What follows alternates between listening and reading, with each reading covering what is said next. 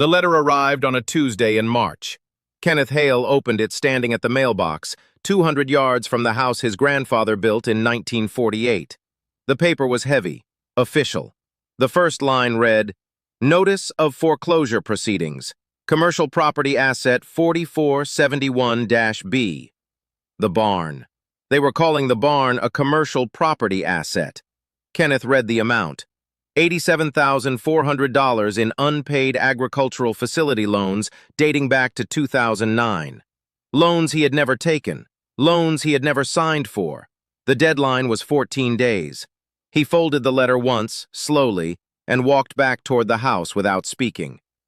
Kenneth Hale was 72 years old. He had lived on 340 acres in Hamilton County, Iowa for all 72 of those years. His father, Robert Hale, had worked the same land for 51 years before him.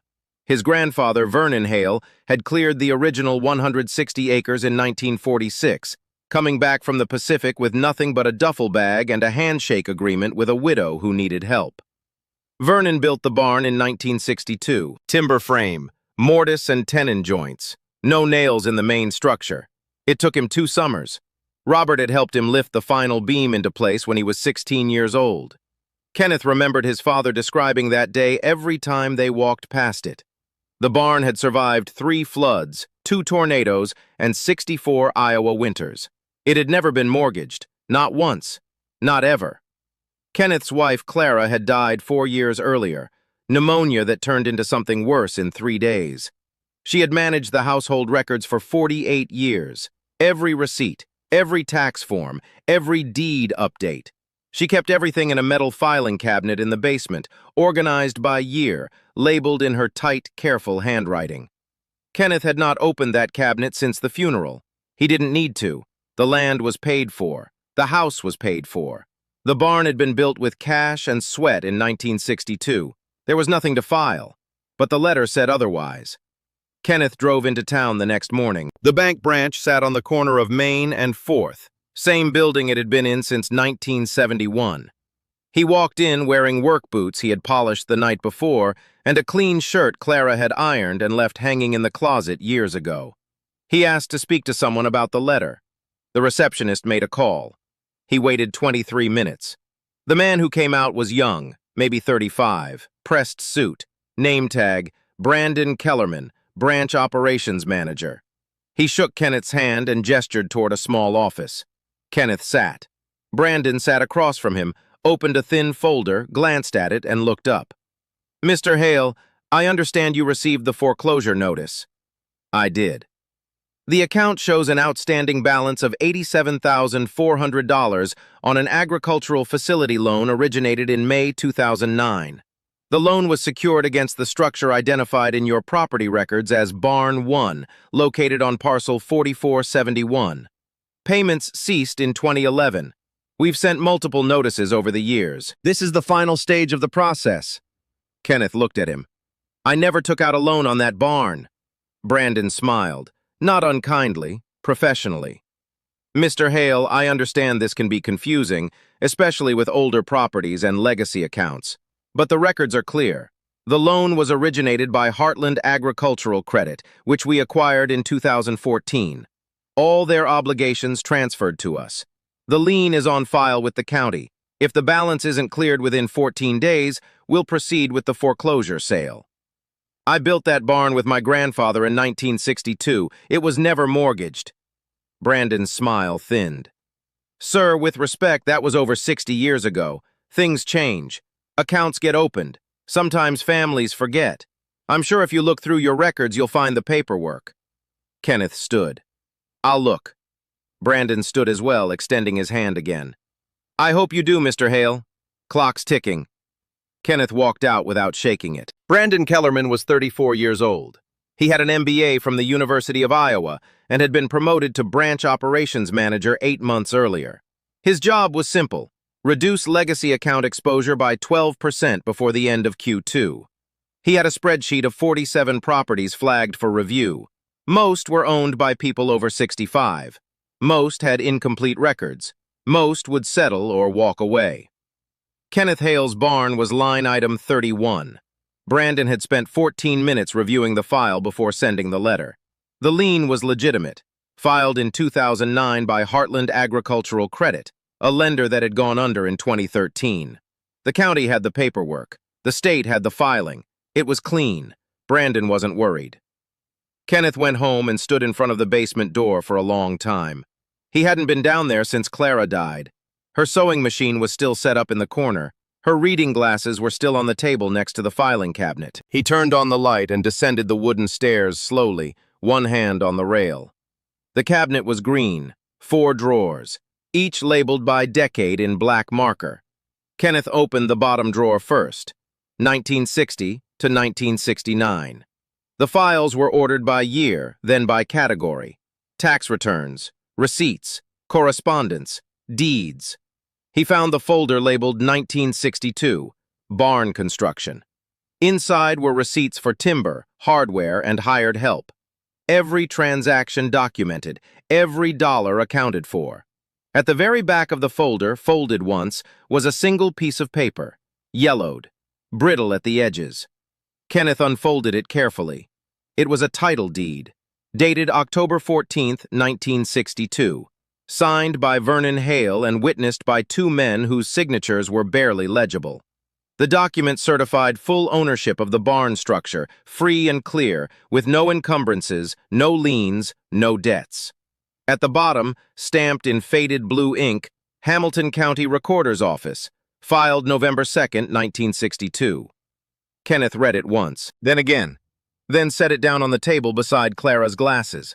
He called a lawyer the next morning, a man named David Ortiz, recommended by a neighbor.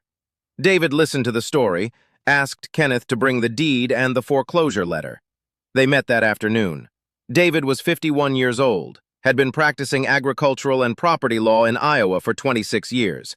He had seen cases like this before. Not many, but enough to know what mattered. He looked at the 1962 deed for a long time. This is clean, predates any lien by 47 years. If this is on file with the county and it says it is, then the bank's claim doesn't hold. They said they have a lien from 2009. David nodded.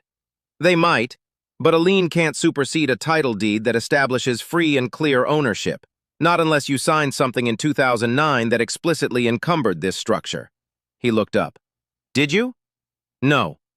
Then we file a motion to dismiss the foreclosure and request a hearing. If the bank has evidence you signed for that loan, they'll produce it. If they don't, the case collapses. Kenneth nodded. How long? 3 weeks, maybe 4. The letter says 14 days. David smiled, not unkindly. They're not taking the barn in 14 days, Kenneth. We'll file tomorrow. The hearing was set for April 18th in Hamilton County District Court, Judge Margaret Osborne presiding. She had been on the bench for 19 years. The courtroom was small, wood-paneled. An American flag stood in the corner. The air was cold. Brandon Kellerman arrived first.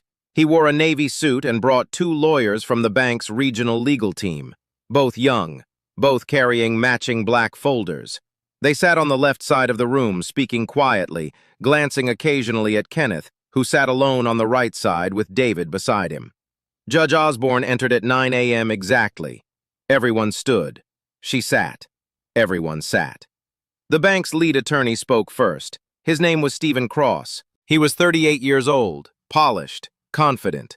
He spoke for 11 minutes. He cited the 2009 loan origination documents filed by Heartland Agricultural Credit. He cited the transfer of obligations when the bank acquired Heartland's portfolio in 2014. He cited the county lien filing, still active, still enforceable.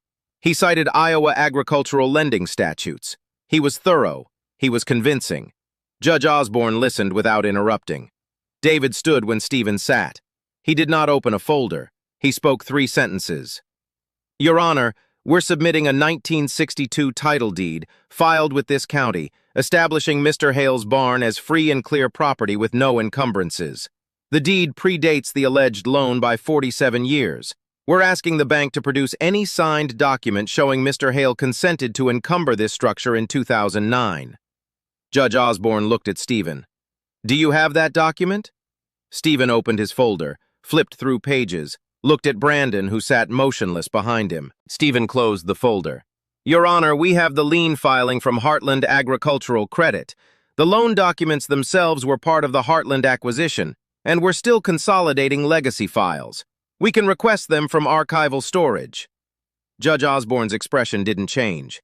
You're foreclosing on a man's property and you don't have the loan agreement he allegedly signed. Stephen hesitated. We have the county filing, Your Honor. That's the legal basis for the lien. Judge Osborne reached for the 1962 deed David had submitted. She read it in silence. No one spoke. The room waited. She looked up. Mr. Cross, was this deed on file when Heartland originated the 2009 loan? Stephen glanced at Brandon again. I would need to verify that, Your Honor. Verify it now. The county recorder's office is 2 blocks away. The hearing paused for 40 minutes. Stephen and Brandon left together. Kenneth and David stayed seated. Judge Osborne remained on the bench, reading other files. When Stephen returned, his face was different. Flatter. He stood. Your Honor, the 1962 deed was on file at the time of the 2009 loan origination. Heartland's lien filing did not reference it. Judge Osborne closed the folder in front of her. Then the lien is invalid. You can't encumber property with a pre-existing free and clear title without the owner's explicit consent. Do you have that consent in writing? No, Your Honor. Then this foreclosure is dismissed. Additionally, Mr. Hale is entitled to damages for the filing of a fraudulent lien and the costs associated with defending this action. I'm awarding $24,000 in legal fees and $15,000 in damages for the improper filing. The lien is to be removed from county records within 10 business days. She brought the gavel down once. Kenneth stood slowly. David shook his hand. Brandon Kellerman left the courtroom without looking back. Kenneth drove home alone. He parked the truck in front of the barn and sat there for a while, engine off, window down. The April wind was cold, but it smelled like rain coming. He got out and walked across the pasture to the oak tree on the eastern edge of the property. Clara was buried there, her name and dates on a simple stone. Kenneth stood in front of it for a long time, hat in his hands. We kept it, he said quietly. He stood there a while longer. Then he turned and walked back toward the barn. The land was still. The sky was wide. Everything was exactly where it was supposed to be. Stories like Kenneth's don't happen by accident. They happen because someone kept the records. Someone filed the deed. Someone believed the paper mattered as much as the land. Kenneth wasn't the only one. There were 6 others in Hamilton County alone. Same bank, same letters, same 14-day deadlines. What happened to them didn't make the news, but it should have. Subscribe so you don't miss the next one. We'll see you there. Paste your script.